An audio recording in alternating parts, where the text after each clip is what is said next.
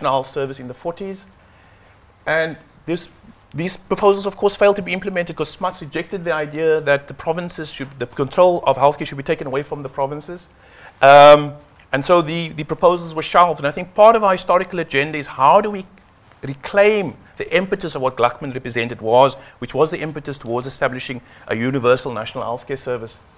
But historically, you found that the idea of a national health service was also very deeply embedded in the ANC. For example, the ANC under Kuma produced this very important historical document called African Claims, which had a Bill of Rights, and which represented, I would argue, the first emergence of a social democratic approach to South African state. He talks of the right of every child to free and compulsory education, equality of treatment with regards to income maintenance, and most importantly, the establishment of free medical and health service for all sections of the population. So that's ANC policy in 1943, perhaps the most crucial ANC document to emerge in the 40s, a document called African Claims.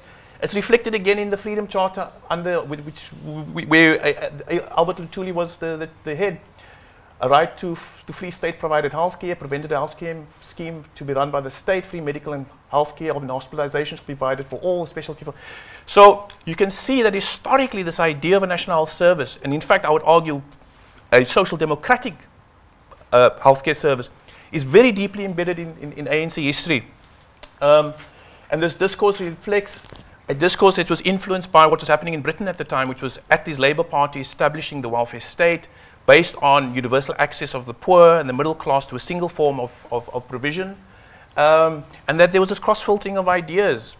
And I think we must not lose sight that embedded in this idea of a national health insurance in South Africa is this very strong and powerful policy history which is aiming to establish a national health service. And I would argue that what we're trying to achieve here is the completion of this incomplete historical project, which is establishing a South African national health service which will be more inclusive.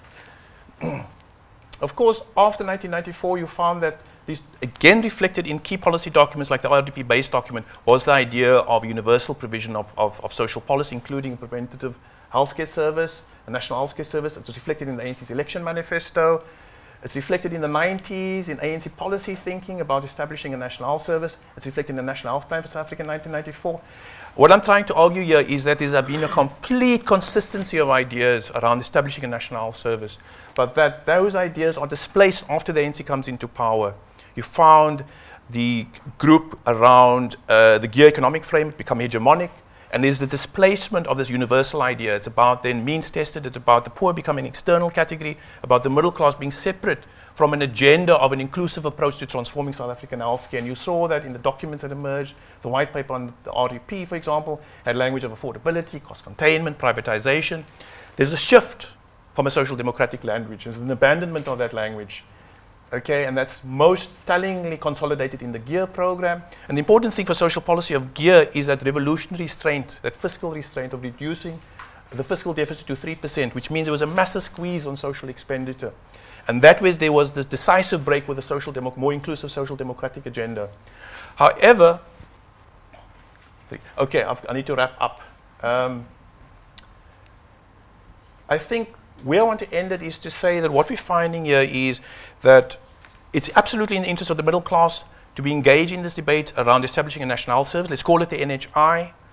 That it is about how we create a new kind of society, how we create a new kind of capitalism. We contest this idea of capitalism. That is not a laissez-faire capitalism that we're looking for. That is a more social democratic capitalism. Maybe that's the roadway to a socialist possibility. I hope it would be.